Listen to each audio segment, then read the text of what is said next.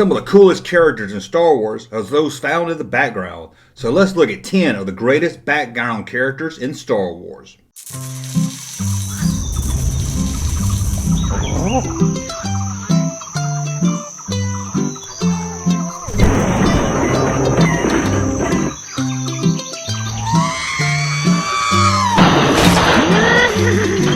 Welcome back to the Junk Room, everybody. It's me, the Junkman, back here in the Junk Room, ready to talk Star Wars with you.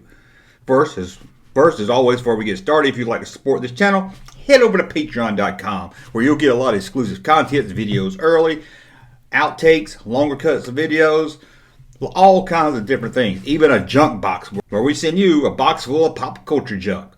All that and more can be found if you're a Patreon supporter. So click the link in the description below. Become a supporter of Patreon. Or if you want to support this channel another way, go to thatjunkman.com and buy some cool t-shirts. Boom! Boom!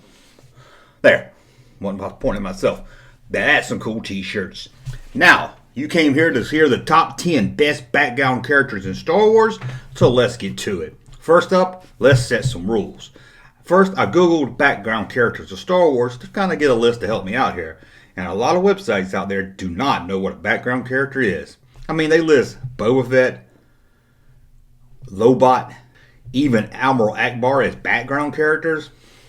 Sorry, if you have a speaking role, you're not a background character. For this list, I didn't pick anyone that has a speaking role in the film. This is definitely background characters. And most of these, I was going to say, didn't have an action figure made of them. But being that we've had Star Wars toys for the last 40 years, almost every character has been made, even those way in the background. And as always, I know this is a top 10 list, but it's just a 10 list, not really a best of list. But if you want to say this is my 10 favorite, go ahead. I won't get angry at you. First, number 10, probably the most famous background character of all, Ice Cream Man.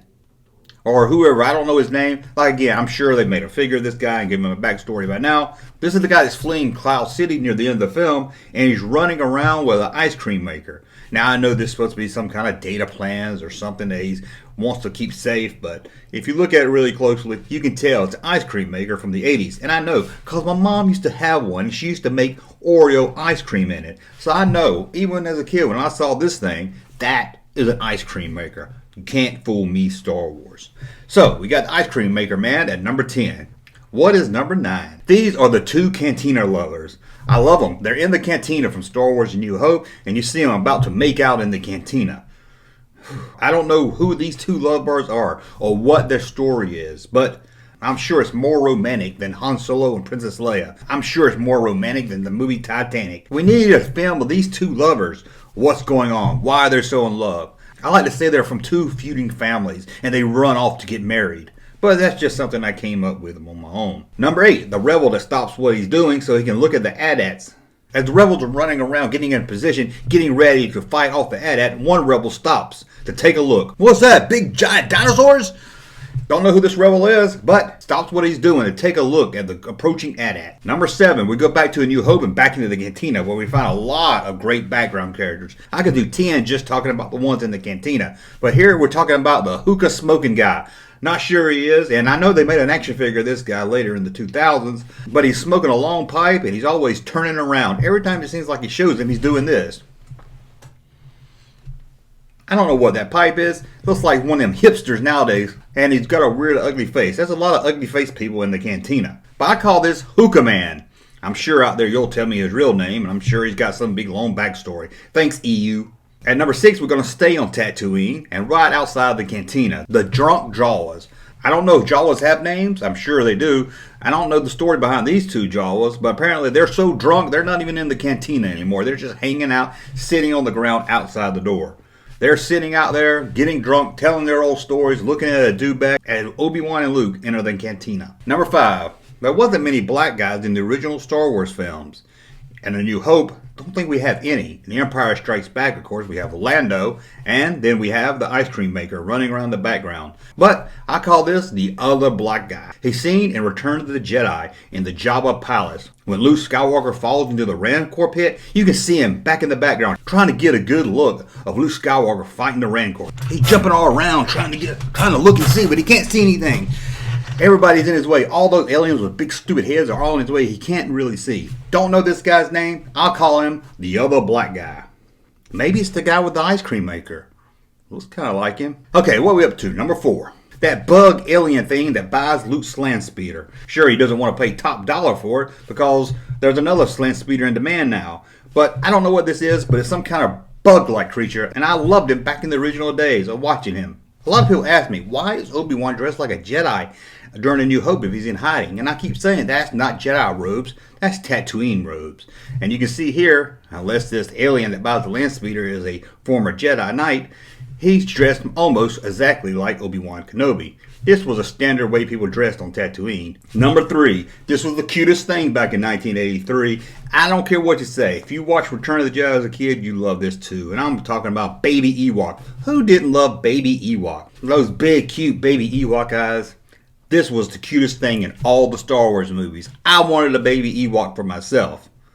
Sadly, never got one. I guess there's no such thing as Ewoks. At least I've never seen one.